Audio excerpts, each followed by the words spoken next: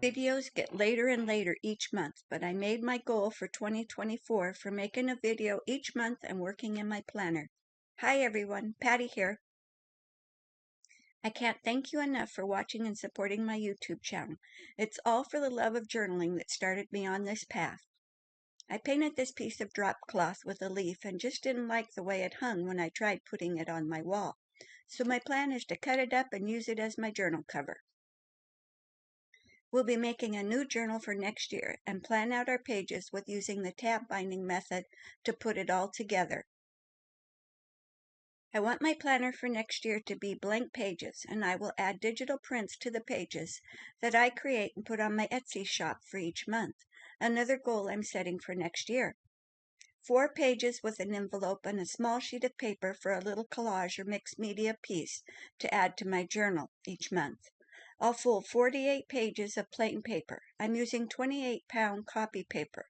I will have 2 signatures, 1 for each month, 11 envelopes, because I have 1 small bag that will work that didn't get packed away in our move, and 12 small pieces of paper. I ink the fold of the signatures. This way I can see the fold better when I go to my sewing machine and sew the signatures together. After I sew them together, I use my bone folder to crease the fold lines nice and crisp. I set my sewing machine stitch to the largest running stitch possible, so not to have a real tight stitch on the paper. It's stitched like you would use for gathering material.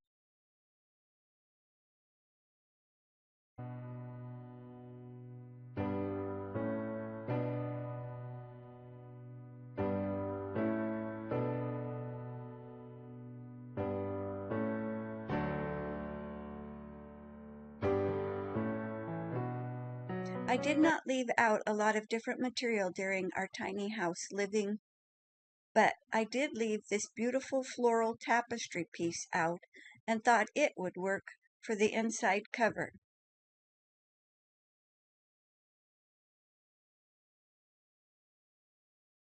I found a box of diced tomatoes that was the size I needed for 2 inside cover pieces at 6 inches by 9 inches. It needs to be a little smaller than the front cover so you can sew around it without sewing through the cardboard. My sewing machine is not a heavy-duty machine, and it would bulk if I tried to sew through the cardboard.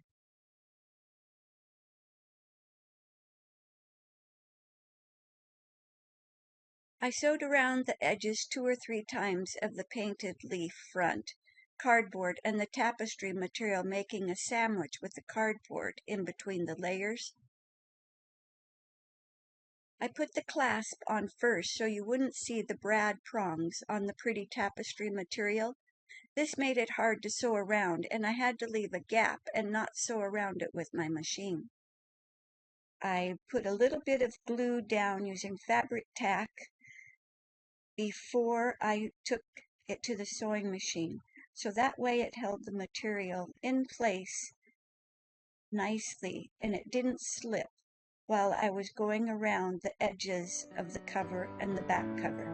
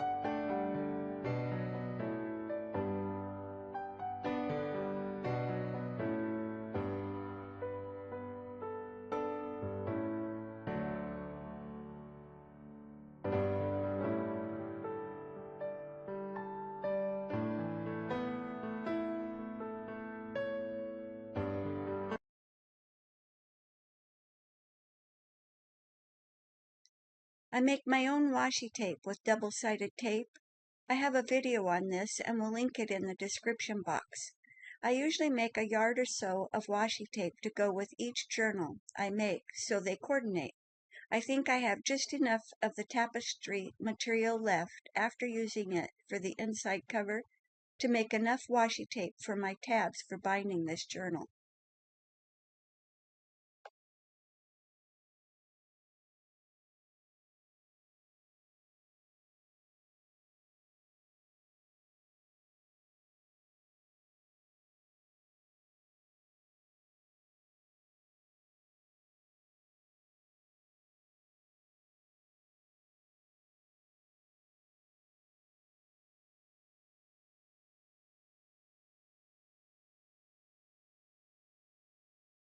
Cut or rip your material into 1 1/4 inch strips.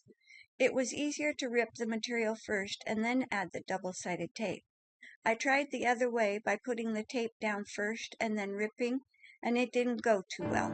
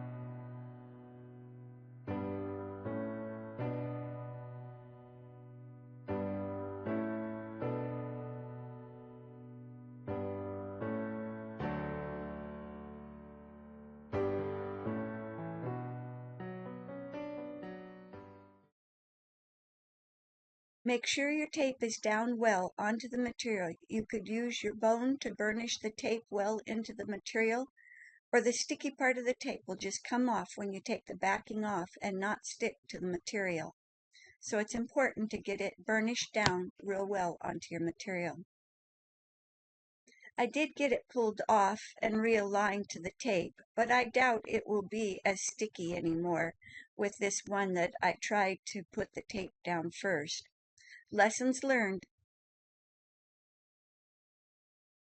I don't measure, but the strips are about 1 1/4 inches wide by 10 inches long. I did keep the little dots on the edge of the material. I thought it would be fun in a cluster or something. Yeah, I don't throw much away, as you will see my hot mess in my tiny house organization at the end of this video. After I stripped all the material and removed some of the strings, I added the double-sided tape to all the strips, making sure the edges were nicely frayed. I want my tab to be 2 inches long, so I added a little mark with my ruler every 2 inches. This way, I could make sure they were all the same size. You see the tabs, and with this binding method, it may be the hardest part is keeping your tabs in line and the same size.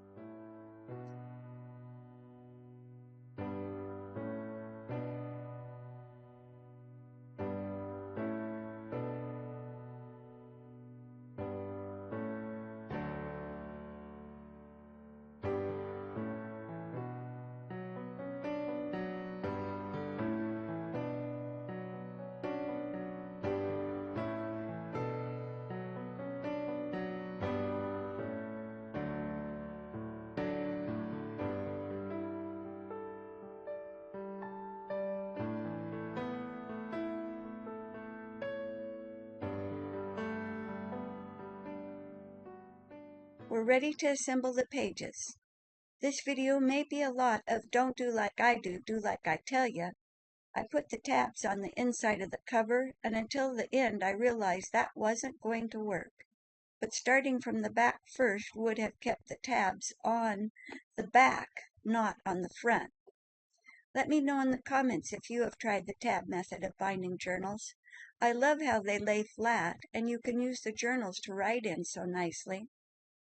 Luckily, the double-sided tape will allow you to remove it and replace it in the proper spot.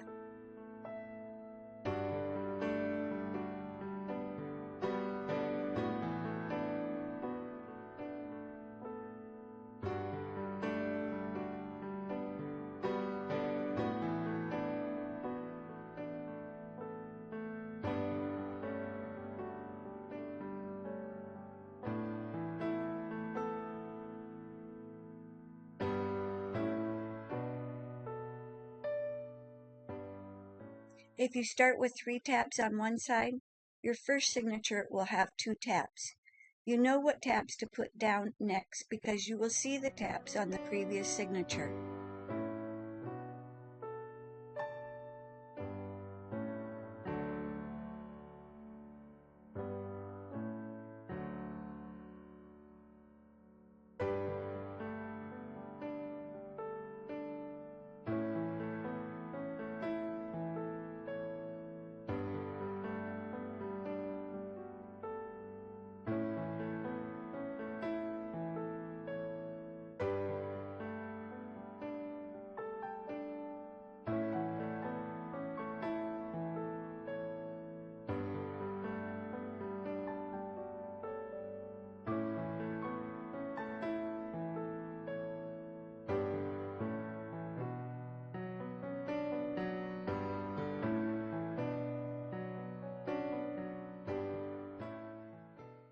Fold your signature over, and now I see the tape on the cover is not going the right direction, and there's no sticky portion to put onto my signature. I took the cover off, and by the time I got all of the signatures in and taped them together, then I realized that I need to put the tabs onto the front of the cover, not the inside. Alternating 2 tabs, 3 tabs between the signatures, lifting the pages up but making sure the tabs are aligned and staggered down the spine nicely.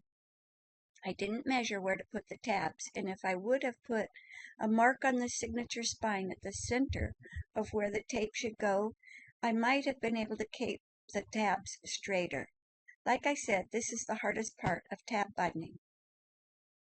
Continue on until you have all 12 signatures tabbed together, lifting the signatures up and making sure all pieces of paper are in the right direction and even with each other.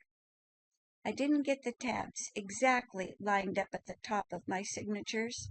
Like I said, when I do this again, I will put a mark on the signatures where the center line of the tab should be, and I think that will help get this lined up a lot better. I definitely will be making this tab binding again.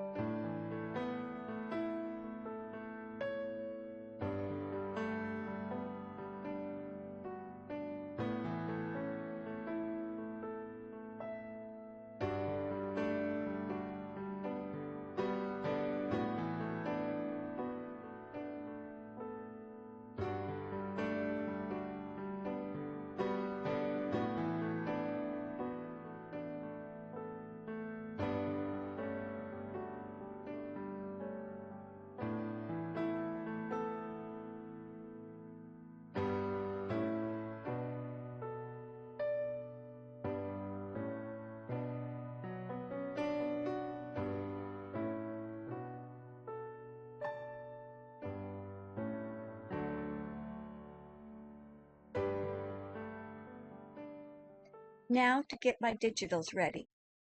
This was last year's tab binding, and I used a heavy tapestry material. And then I thought it was too bulky, but the journal never became a gator mouth, and I could add lots of to-do lists and added ephemera. I used a thinner material this time for the tabs, so we'll see how it stands up to additions and mixed media collages for each month. I love to add the weather to my monthly calendar.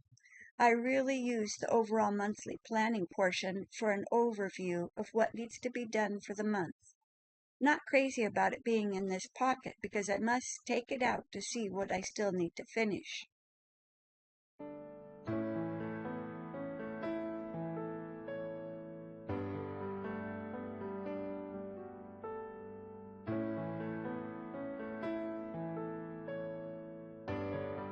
My step counter is lacking already this month, so I need to step it up.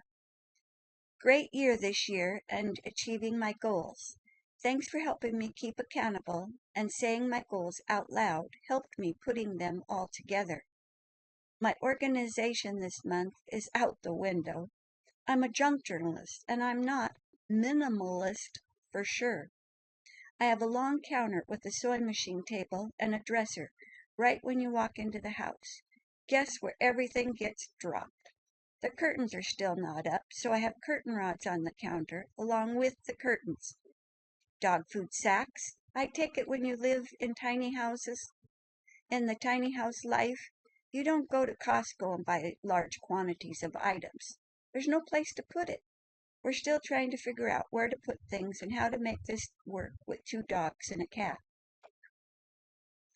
I thought boxes or pretty containers would work, but that's only a playground for the cat having boxes on the counter, so plan B or C is in the making.